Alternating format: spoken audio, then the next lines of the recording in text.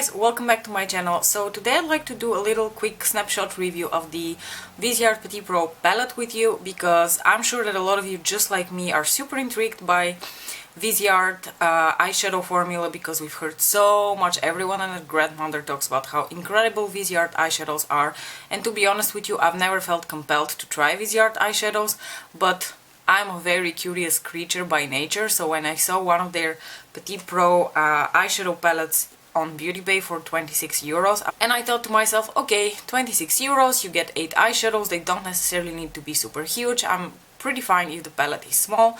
The palette is pretty small. So let's start one by one. Like I said, I ordered this from Beauty Bay. I'm going to leave a link to that in the description box below, just in case you're curious. Beauty Bay ships worldwide, so I'm pretty sure you can order it from there wherever you live. The product comes in this teeny tiny little box. For me, the fact that this palette is small is actually an advantage rather than a disadvantage. By the way, when you take the actual palette out of the packaging, it looks like this. Just for size comparison, this is my palm and this is how big the palette is. So it's a fairly small palette, it's smaller than my phone, but like I said, for me personally that's an advantage. I have so many eyeshadow palettes, I have so much eyeshadow. I really do not need the pans of eyeshadow palettes to be huge, and especially when they're so expensive, and I'd rather try less for cheaper price than more and have to cough up a really royal price for it. So the reason I chose the Petit Pro 3 palette is because, okay, so first of all, let's just open it together. It looks really cute. I feel like the packaging is not as bad as on those bigger palettes that look like cheap plastic packaging, but you open it up, you have a mirror.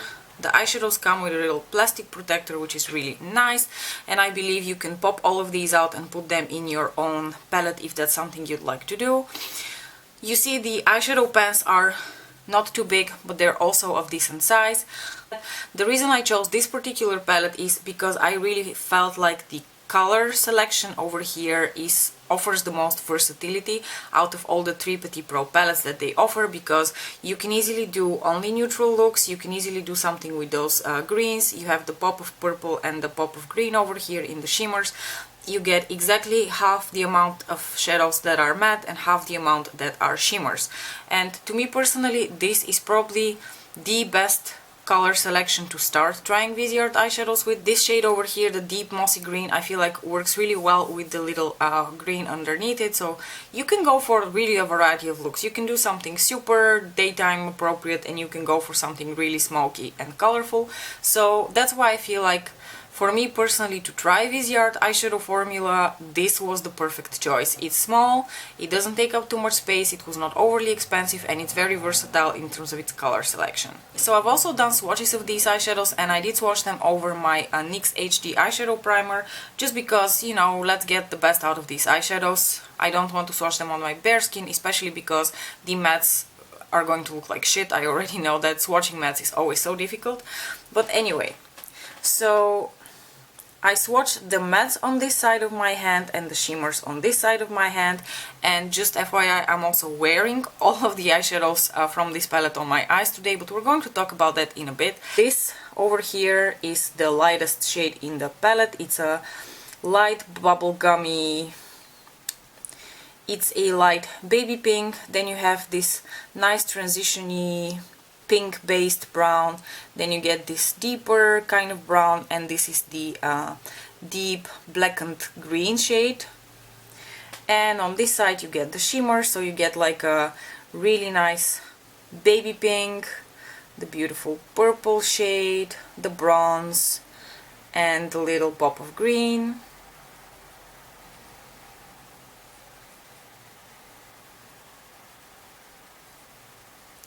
Okay, and now I'll give you my quick opinion about this palette. The mattes in this palette are truly very nice. They are not too hard pressed, they are not too powdery, so they're kind of in like that golden middle that I know a lot of you really appreciate. They blend it out really well, and I expected no less of a good quality matte eyeshadow. I really didn't expect to have any trouble blending these eyeshadows by themselves or together. They didn't muddy up, they were just, you know, looking really pretty when I blended them out.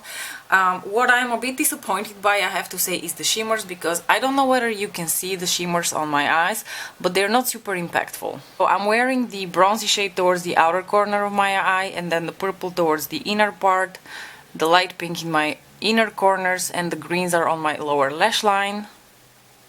For someone, okay, this is going to be a matter of personal preference. If you're someone who prefers their shimmers to be a little more subtle, then you're definitely going to enjoy the Viseart formula.